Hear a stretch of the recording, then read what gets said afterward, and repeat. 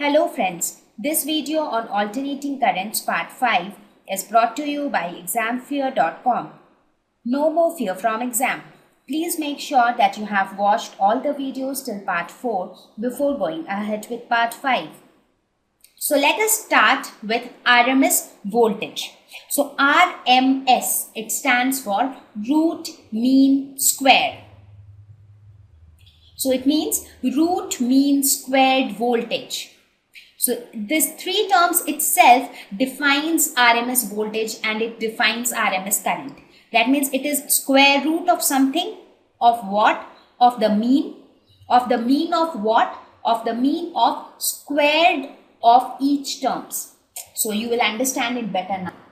So when we talk of RMS voltage, we call it as the effective voltage. So what do I mean by effective voltage? Effective voltage means that it is the effective value of the alternating current, because the value of the alternating current is changing with time. So we consider that the RMS value which we get, that is the effective value of the voltage, right? I mean, this RMS value doesn't talk about the value at a particular instant of time.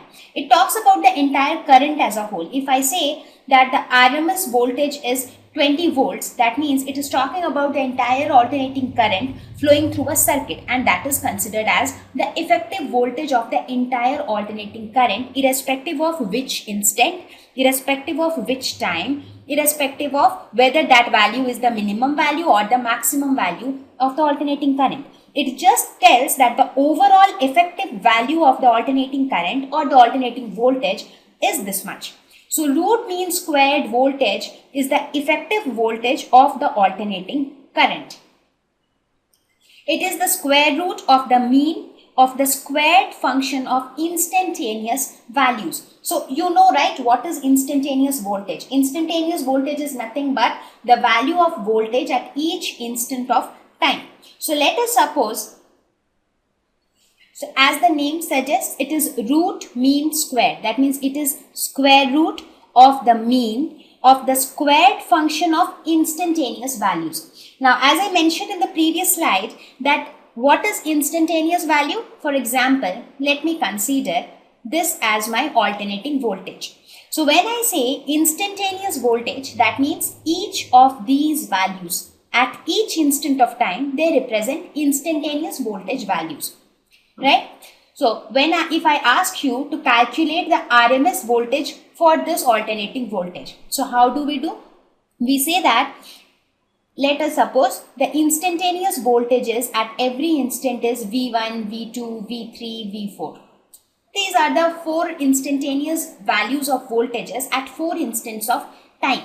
So what would be the RMS value? The RMS value would be equal to the square root of mean of the squared function of instantaneous values. So what would be the squared function of instantaneous values? It would be V1 square, V2 square, V3 square, V4 square, and mean of these squared functions. So this would be V1 square plus V2 square plus V3 square plus V4 square divided by the number of values which you have considered, that is 4.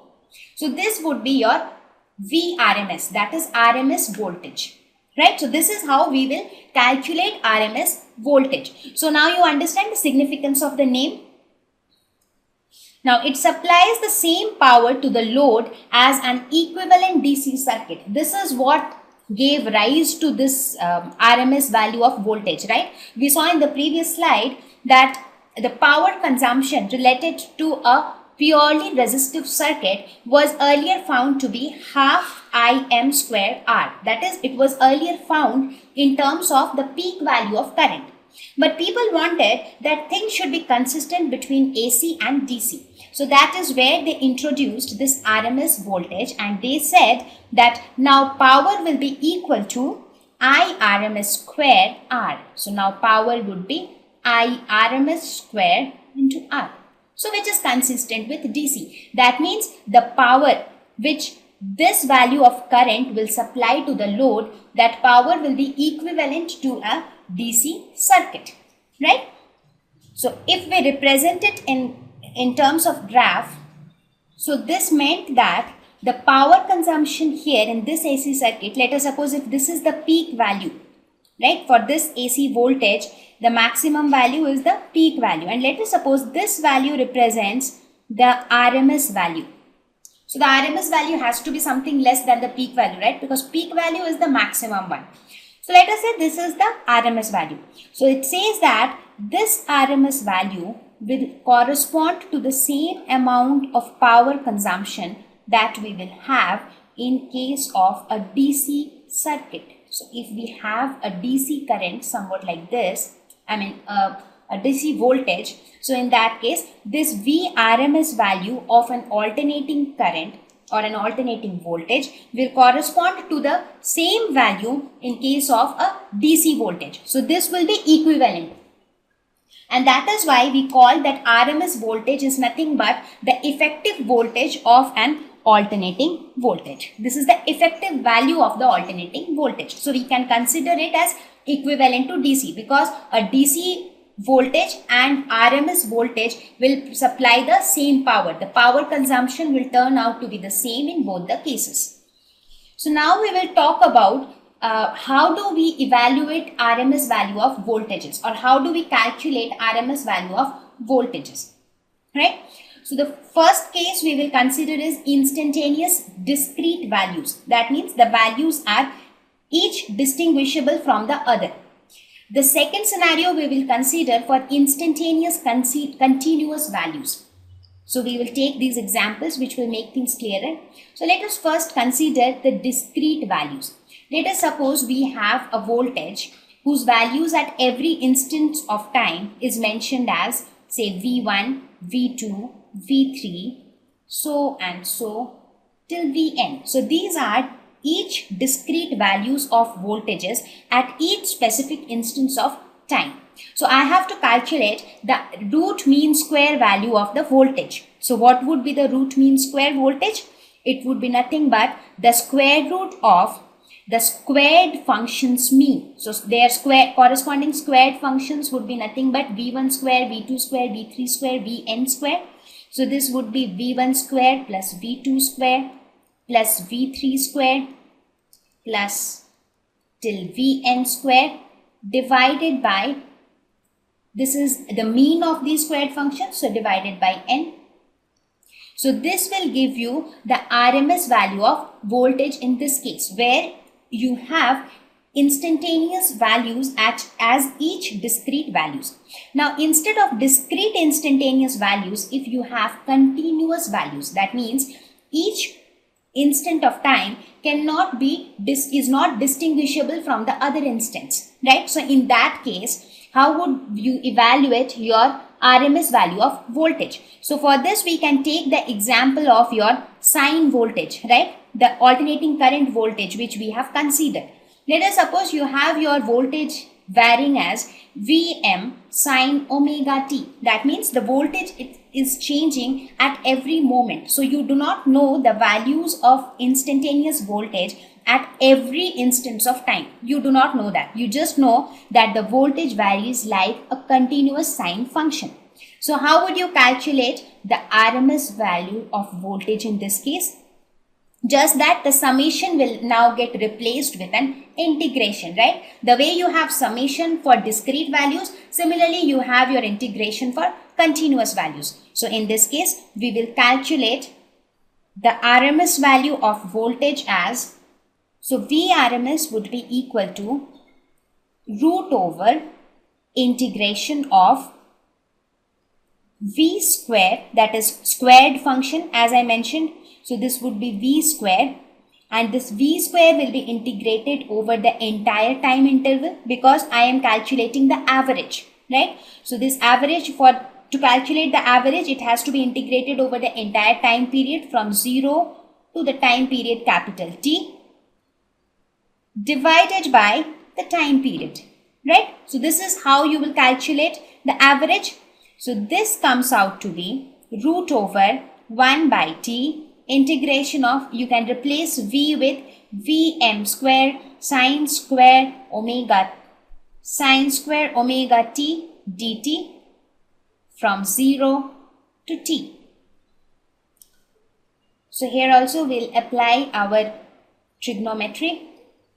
So we can write it as Vm square divided by t integration 0 to t sine square omega t dt.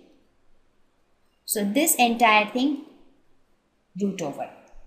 So this will be equal to root over Vm square divided by t. Now what can you write? Sine square theta. We know that 1 minus cos 2 theta is equal to 2 sine square theta. So using this identity, we can write sine square omega t as 1 minus cos 2 omega t divided by 2. So now this we can write it as root over Vm square divided by 2t into t minus integration of cos 2 omega t would be sine 2 omega t divided by 2 omega, and your limits varying from 0 to capital T. That is your time period for one complete cycle. So this value will come out to be Vm square divided by 2t into t minus sine 2 omega t divided by 2 omega. Now we also know that this omega, that is your angular frequency, is equal to 2 pi nu. This is how it is related to your linear frequency, and your linear frequency is nothing but reciprocal of your time period, right? So we will use this here. So instead of omega, we can put it as 2 pi by t. So this will give you Vm square divided by 2t. I'm sorry, I just missed the square root. So this would be Vm square divided by 2t into t plus sine 4 pi divided by 2 omega. So this sine 4 pi comes out to be 0. So the term comes out to be root over Vm square divided by 2t into t. So t gets cancelled. So you get Vm divided by root 2. So what do we find? We found that your Vrms, that is the RMS value of voltage, comes out to be 1 by root 2 times the peak value of voltage. So this is how we can relate the peak value of voltage with the RMS value of voltage throughout our alternating current, because in alternating current, the instantaneous voltage will always be represented as a sinusoidal function. So this is an important conclusion, that Vrms is equal to peak value of voltage divided by root 2. Thank you. Please visit examfear.com to watch free educational videos, try free online tests, get the best quality study materials, study from the best tutors and mentors, and much more. Thank you once again.